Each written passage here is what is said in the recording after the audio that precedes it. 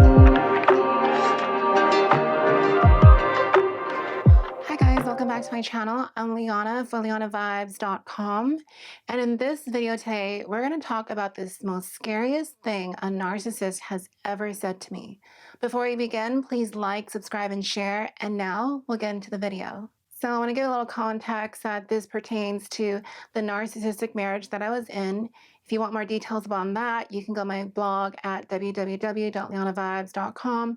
Under the entry, "My marriage didn't complete me, my divorce did. 8 dangers of marrying a narcissist." So this person had a strong military background. They were very, very passionate about firearms, and they're very skilled at hand-to-hand combat and taking people down. They loved anything pertaining to war, tanks, firearms, and domination and winning. And I guess this definitely played a role in my attraction initially to him because some of these things and factors my grandfather was very into, and my grandfather was like a father figure to me who really supported and loved me. So I kind of was associating that because of shared interests, they would have the same values in terms of love, intimacy, and relationships. However, that was not the case, and my ex-husband was definitely very different than what my grandfather had done for my grandmother, who they had been married together for over 60 years. So the most scariest thing a narcissist has ever said to me was actually from my ex-husband. And we were driving around and we hit this little plaza area as the sun is setting in the late afternoon. It was a nice warm day, and we had a conversation. And I was parked in the driver's seat, and he was in the passenger seat. And this argument escalated into a shouting match. And he said at the top of his lungs, "You don't get it. I'm a hairline away from being a serial killer." I was shocked, I was afraid, and I was scared. I shut down and I silenced myself immediately. And it started to kind of dawn upon me that some of the previous instances and situations, it completed a puzzle to understanding why he did certain things the way he did. Therefore, here are the 6 following reasons why narcissists are dangerous. Number 1, how you handle an argument tells much about your character. So in a conflict or an argument, people's emotions tend to get the best of them. However, the highest sign of maturity is making sure you don't do or say things that you will want to take back later on. What this may look like is, for me personally, in any type of conflict, I make sure not to say something that's so cutting, so deep, and so egregious. This may look like refraining from saying things like, "I wish you were dead," or "I hate you and you're nothing. You'll always be nothing. You mean nothing to me. I'm going to turn everyone against you," or make threats upon their well-being, their life, their finances, or career. Essentially, in a relationship, even through the hard times, that's when love matters the most, and that's where having to self-manage how you express yourself is vital. This is not to say that you can't feel heat or anger or frustrations. Sometimes you may realize your voice is getting elevated. However, the most important thing is to, when you witness this happening, take a step back and don't say words that you may want to take back later, because no amount of apologies is going to take back what you put in another person's mind. The brain is like a giant sponge, and unfortunately, it does not have a delete button. Anything and everything you put in there is going to cycle down into the unconscious, subconscious mind, and that will cause trauma as well as a reactive nervous system towards you. Now, I notice a lot of people when dating, they have a very long, specific list on what they want in a partner. Often, it's certain things like how much money they make, how beautiful they are, how much fame, do they have friends, do they have access to specific resources.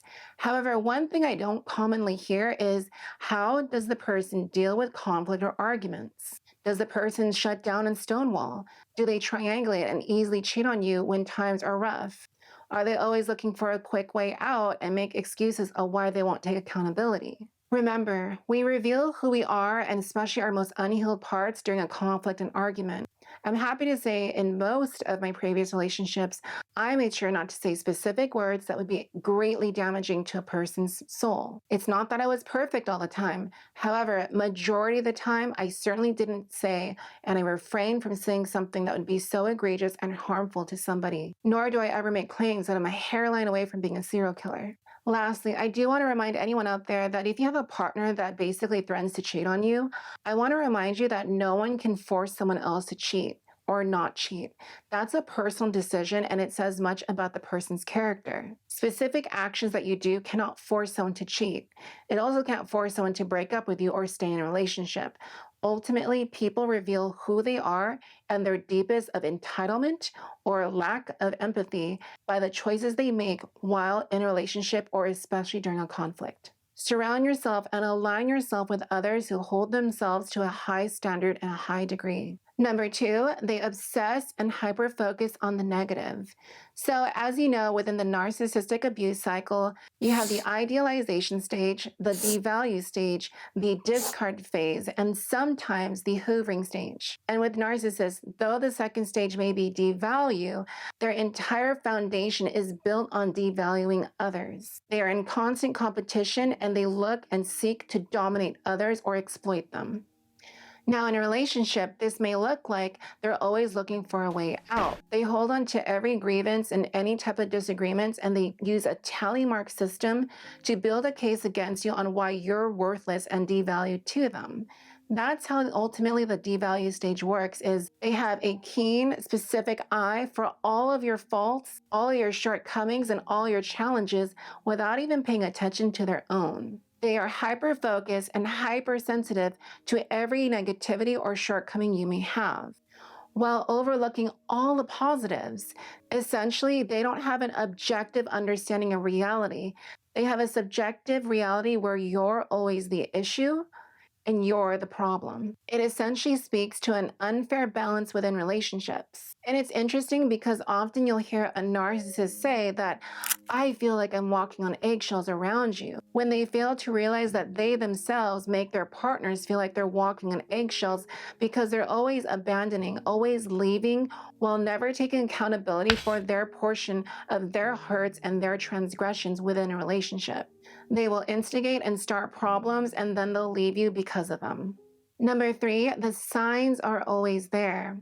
So in my ex-marriage, there were so many key insights that showed that he had the capacity to be harmful. For example, like I said at the beginning of this video, he was very, very skilled at hand-to-hand combat, Brazilian jiu-jitsu, mixed martial arts of all sorts, wrestling. During the peak of the lockdowns in my country, he wasn't able to train at gyms, and so he didn't have a daily outlet to get all of his frustrations out in a healthy manner, especially since he looked down on therapy. Instead, he would randomly just grab my arms and squeeze them so hard and saying, "Look how strong I am," when I'd be in physical pain. He'd also try to pretend suplex me, where he'd grab me by the waist and basically turn me upside down midway and prevent me as I was about to hit the floor. Initially, I gaslit myself and said, "Oh, he knows how to protect you, so you'll never have to worry." However, I never stopped to question his motives and his actions, and realizing he has more of a capacity to hurt me than any other stranger. In fact, there's a statistic showing that most assaults, especially sexual assault, happens from someone you know, not from a stranger. And that's another area of sensitivity for me too, because there were certain situations in regards to that where I felt I wasn't listened to, and it resulted in injury to myself with a lot of blood, and he just basically looked on like, oh well. Which is no different when I found a lump in my breast, which you can find a link to that video in the card above. Ultimately, what I learned from my ex-narcissistic marriage is that narcissists love to publicly humiliate you. That is their joy, because in effect, they're able to not only accomplish triangulating you, but also using narcissistic supply and smear campaigning against you in real time. They would publicly humiliate me to family members, to friends, triangulate people in my life where I no longer have relationships with those people at all. And they displayed and often talked about all the negatives about me, that it essentially manipulated my self-perception of self, where I began to only see the negative. Because narcissists are not good at positive reinforcement or really helping build you up, you start to believe through their lens and their perspective that you only have negatives about you. Number 4, martial arts or MMA is not a replacement for therapy. Now, this is not to say that there's no use for martial arts. I believe that martial arts is very, very healthy for athleticism, self-discipline, learning how to train your body, accomplishing better eye-body coordination. Now, I understand this personally because when I was younger throughout my entire childhood, I was put into Taekwondo with my cousins from both my mom and my dad. They felt it was something that'd be really good for me and my cousins, and it gave us the excuse to see each other often when we were children. I enjoyed it. I won a lot of championships as well as received trophies. However, keep this quote in mind. You can take all the supplements and go to the gym every day, but if your mind is not healthy, then you are not healthy. Period. Essentially, this is speaking to the mind-body connection. Now, with my ex-narcissistic husband, he would often claim that because he studied Eastern philosophy so diligently, that he is free from all his traumas. This is so short-sighted because a teacher cannot also in conjunction with their own student. You can't measure with your own measuring stick. That experience keeps you in a specific limited perspective where you are the judge, jury, plaintiff, and defendant all in one. It is essential to get professional outside perspective to hold you accountable. And the thing about narcissists is they never hold themselves accountable. That is the type of struggle you'll find in a relationship with any type of narcissist, whether that be a friendship, in business, or in your personal life intimately. Number 5, when someone tells you who they are, listen. Even for a narcissist, there are some moments where they realize what they're doing is either up or it's wrong. But these exist as momentary thoughts that pass them by. They never put action to pause or refrain from whatever thought that they're experiencing. Narcissists are impulsive. This impulsivity, alongside with the traumas that specifically they have, will wreak havoc on you long term. And because narcissists lack empathy, they don't feel empathy as most people do. They logically experience empathy. It's more of a questioning of what it could possibly feel like or what they saw in movies, so let's emulate that. It's not an actual deep experience for them. And that's because of their inability to be in touch with their own emotions. They've avoided their emotions so long that they've atrophied that area of their life, and it becomes malignant and it spreads like a vicious cancer. Even for the attempts I've tried in my past for narcissistic people to be in touch with their emotions, they become so defensive and hostile because that's just not an area of their life they want to acknowledge. They would rather just keep it dead and decaying. Never wrestle with a narcissist and encourage them to heal. They have to find that journey upon their own accord. Ultimately, this is not a time to convince a narcissist of your worth. The most important thing to own when dealing with a narcissist is for you to know your worth, so you can make decisive actions that will forever change the course of your life. Deeper personality dysfunctions like narcissists are very hard to treat. They can learn how to manage their symptoms, but it doesn't change the foundation of what they are and who they are. A narcissist or a highly antagonistic person may find really healthy coping strategies. However, they will always remain at a deficit because any experience has to go through a filtration process for them to say, here's how I usually act, here's how I'm supposed to act. And that becomes very draining on them as an individual. So you may see some improvement on a gradient scale.